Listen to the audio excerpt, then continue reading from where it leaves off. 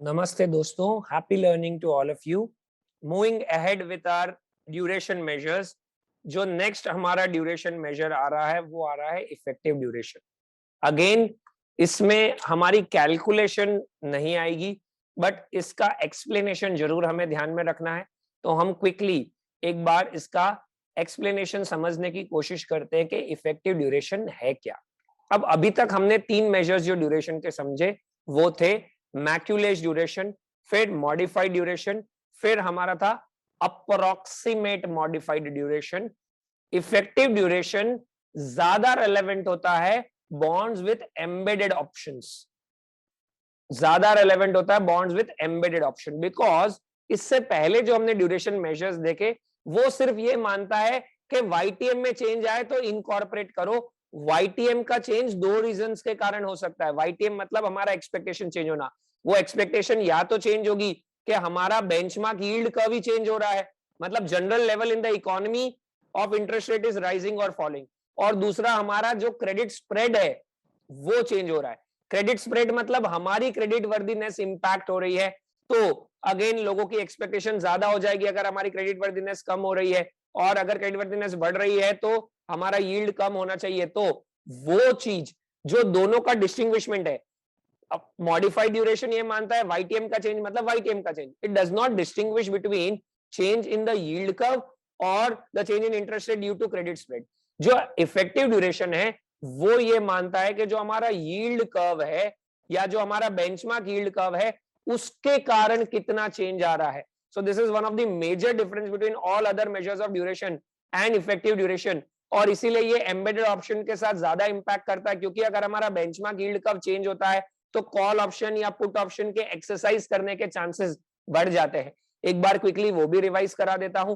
Call option क्या होता है? The option that gives the issuer the option to what? Call back the security when the interest rates in the economy are falling, and vice versa होता है investor के पास क्या? Put option, जब interest rate rise हो रहे होते हैं. तो जो हमारा बाकी के ड्यूरेशन मेजर्स है they incorporate what? Change in YTM. जबकि यहाँ पे चेंज इन कर्व है, मतलब जो हमारा बेंचमार्क कर्व है हम उसकी चेंजेस की बात कर रहे हैं. इसीलिए ये जो है वो एम्बेडेड ऑप्शन के चेंज को ज्यादा अच्छे से इनकॉर्पोरेट कर पाता है इफेक्टिव ड्यूरेशन, बिकॉज ये जो यील्ड कर्व में जो चेंज आ रहा है उसका इंपैक्ट हम लोगों को इफेक्टिव ड्यूरेशन बताता है. तो फॉर्मूला आप देखोगे तो सेम ही है कि जब आपका यील्ड कर्व की चेंजेस कम हो रहे हैं तो प्राइस कितना हो रहा है, बढ़ रहा है तो प्राइस कितना हो रहा है, अपॉन बेस प्राइस इंटू 2, क्योंकि ऊपर नीचे दोनों ले रहे हैं, इंटू यील्ड कर्व. वहां पे हम लोग वाईटीएम लेते थे जब यही चीज हम अप्रोक्सीमेट ड्यूरेशन के लिए कैलकुलेट करते थे. ये देखिए यहाँ पे हम लोग टोटल चेंज नहीं ले रहे, सिर्फ यही ले रहे हैं. तो इसी के कारण इफेक्टिव ड्यूरेशन बेटर वर्जन होता है, बिकॉज एम्बेडेड ऑप्शन में जो इंपैक्ट है वो बेंचमार्क यील्ड कर्व के कारण ज्यादा आता है, ना कि क्रेडिट स्प्रेड के कारण. इसलिए एम्बेडेड ऑप्शन के चेंजेस को हम लोग ज्यादा बेटर इनकॉर्पोरेट करते हैं, क्योंकि एक लेवल के नीचे जाते ही ऑप्शन कॉलेबल हो जाता है, एक लेवल के ऊपर जाते ही बेंचमार्क यील्ड का ऑप्शन पुटेबल हो जाता है. तो डिफरेंट यील्ड कर्व के बेस पे डिफरेंट आपके कैश फ्लोज बन जाएंगे और प्रीपेमेंट ऑप्शन को भी इनकॉर्पोरेट कर पाएंगे.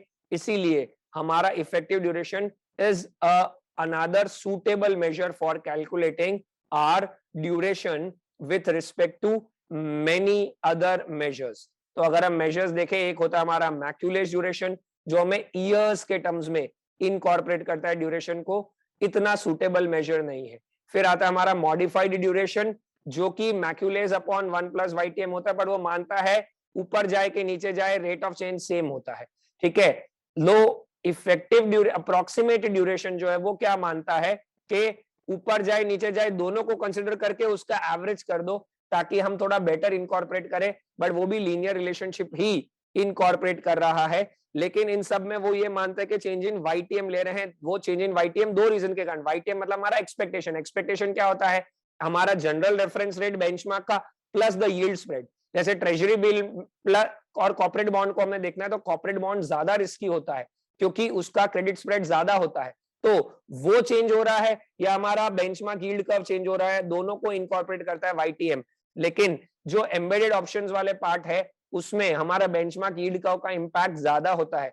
तो कोई ऐसा मेजर जो इसको इंपैक्ट करे प्रॉपर्ली वो बताता है हमारा इफेक्टिव ड्यूरेशन, इसीलिए it is better for embedded options. ये थोड़ा सा अच्छे से इनकॉर्पोरेट कर पाता है, ये नीचे चेंजेस इन सिर्फ यील्ड का भी लेता है, और इसी के कारण इसकी यूटिलिटी भी रेलेवेंट ज्यादा होती है। ये हमें ध्यान में रखना है with respect to effective duration. With this हमने चारों मेजर्स ऑफ ड्यूरेशन एक बार कवर अप कर लिए हैं।